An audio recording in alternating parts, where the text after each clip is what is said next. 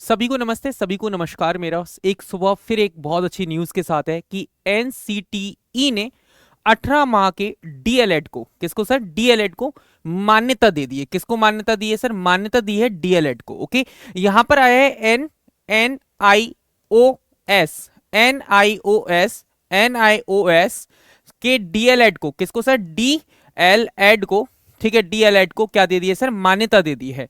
अब एक्चुअली में पटना के हाईकोर्ट ने क्या कहा, शिक्षक शिक्षा परिषद एनसीटीई ने 18 माह के एनओएसआई डीएलएड को मान्यता दे दी।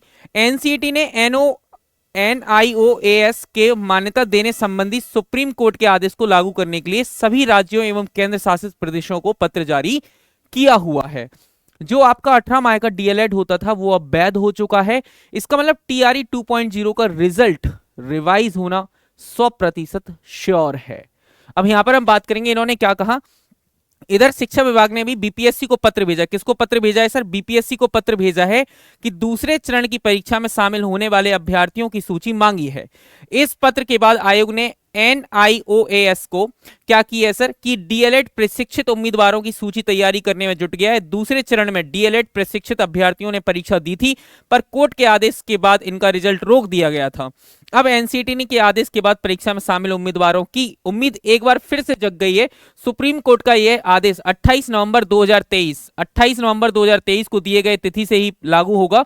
कोर्ट के इस आदेश को लागू करने के लिए एनसीटीई ने सभी राज्यों, केंद्र शासित प्रदेशों तथा आयोगों के केवीएस को पत्र जारी किए। मतलब सारी की सारी जितनी अभी एग्जाम हुए थे सबको पत्र जारी किए गए हैं कि जो 18 महीने का जो डीएलएड है वो वैध हो चुका है।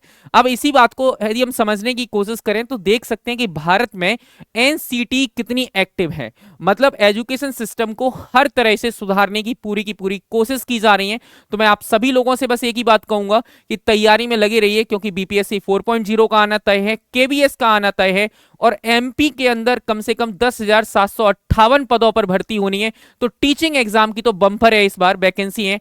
यदि हम बात करेंगे तो अनादर हम अपने केंद्र शासित प्रदेशों की बात करेंगे तो वहां पर एक अलग एग्जाम है, अलग चीजें हैं, लेकिन कंटेंट सेम है। तो मैं आपसे कहूंगा कि अपनी तैयारी पर चार चांद लगाकर रखो।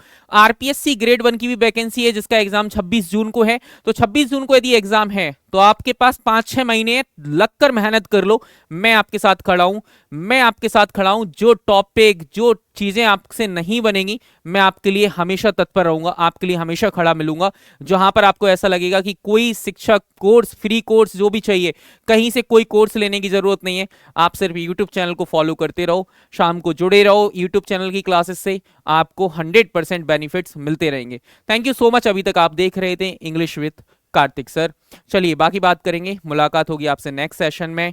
एंड ये इंफॉर्मेशन को मैं लेकर आया था Kartik. Thank you, bye bye, take care.